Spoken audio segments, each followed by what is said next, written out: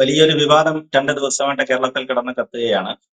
അതിന്റെ ഒരു തലയ്ക്കല് കേരള ഗവർണറാണ് ഉള്ളത്, മറ്റേ തലയ്ക്കല് നമ്മുടെ കൃഷി വകുപ്പ് മന്ത്രിയുമാണ്, പി പ്രസാദുമാണ്, CPI-യുടെ മന്ത്രിയാണ്.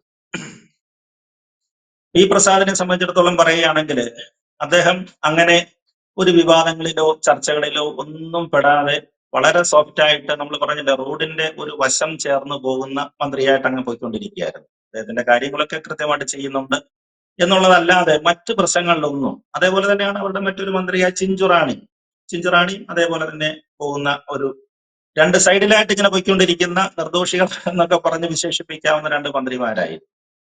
എന്നാൽ റവന്യൂ മന്ത്രി